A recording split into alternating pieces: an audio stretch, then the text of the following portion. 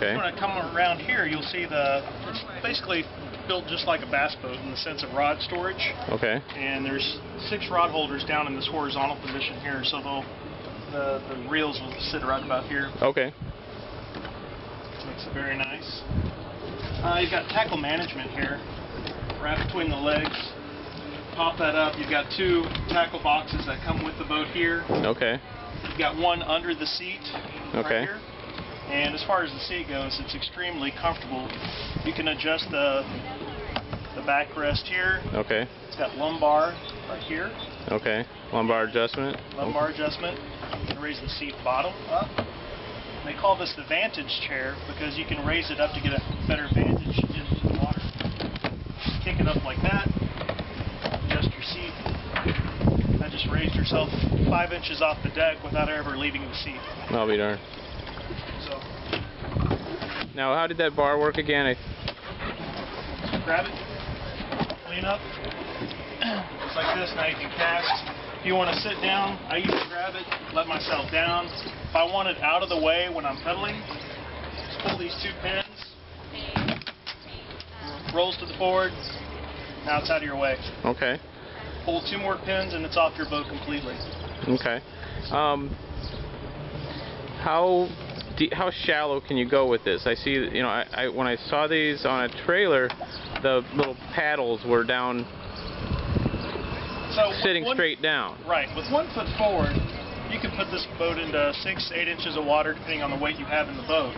So this is called a flutter stroke here. If you're fishing shallow water, you can move about with just that little bit of an action right there. Okay.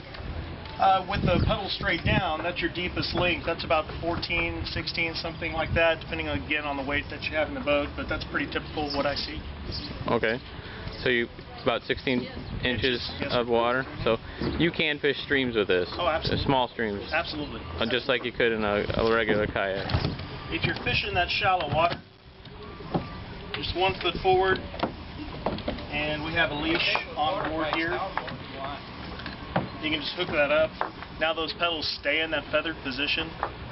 They're up against the hull, so you can actually bump down some pretty small rapids and fish that real shallow water with never taking your drive out. Does the drive wear out ever?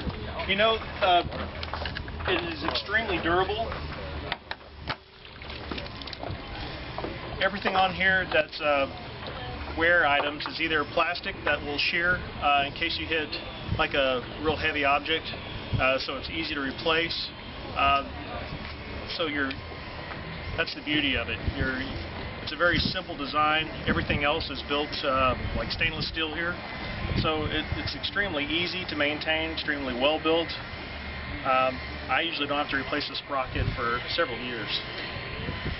And is this proprietary for Hobie? It is, absolutely. So nobody else is doing anything like it or trying to do anything? That's correct. This is the only fin drive that's out there on the market.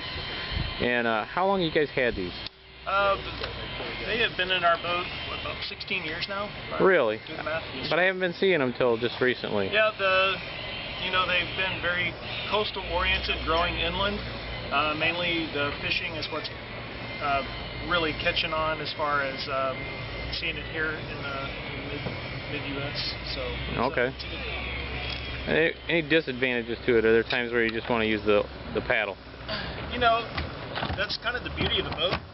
Is you get the paddle, you get the pedal, you get the seat. Everything's included in the price of a Hobie. So if you do want to take your boat out for just paddling on a day, you absolutely have that option. Where's the coolest place you can go with this? Anywhere you like to be. That's on water. I have been in the Gulf of Mexico. I've been on the Great Lakes. I've been fortunate enough to in my travels, put these on some extremely beautiful water. Lake Jackson comes to mind. That was Jackson Hole, Wyoming. Okay. And that was some extremely beautiful areas. Do you fish in the coastal, like mangroves and things like this with these? You know, most of my fishing that's coastal is oriented in Texas, and we have what we call flats, which is water anywhere from 4 to 6 inches to 2 to 3 feet, being the deeper areas. And that's usually where I will do my saltwater fishing. What's the biggest fish you caught with one of these? Well, I'll tell you what, the very first fish I caught out of this was a 29-inch redfish, and that's kind of when I got hooked on the whole idea of kayak fishing, is because the boat reacted to the fish, and that was kind of the excitement when we were kids. You know, when that fish would hit your rod, you felt it, and as we grow up, we're in boats and big power boats, and some of that feeling kind of went away. But when you're in a small craft such as this, the excitement is back, and that's quite a cool thing. So the fish is moving you? The fish will definitely make this boat react. It'll pull the nose around. And what's something like this cost? This boat here is $29.50 retail, okay. And that is basically with everything you see on it, with the exception of that H-bar there. That is an accessory, but these boats are extremely loaded. So the tackle, the seat, the rudder system, the drive, the paddle, all of those things are included. Rod storage.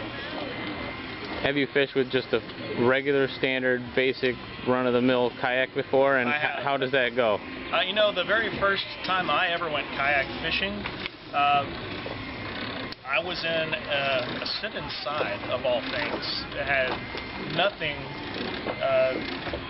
no accessories or anything on that boat to help me fish. So no rod holders, no rod storage. And it was definitely a challenge, if nothing else, because to keep to where I wanted to fish, where I wanted to stay, I was in probably a 2-knot moving current. So I would paddle up, and I would get myself ready to cast, and as soon as I would put the paddle down on my lap, my boat would change, or blow, or drift, and it was a constant battle trying to keep the boat in the position I wanted to fish from, and it made for a very tough day.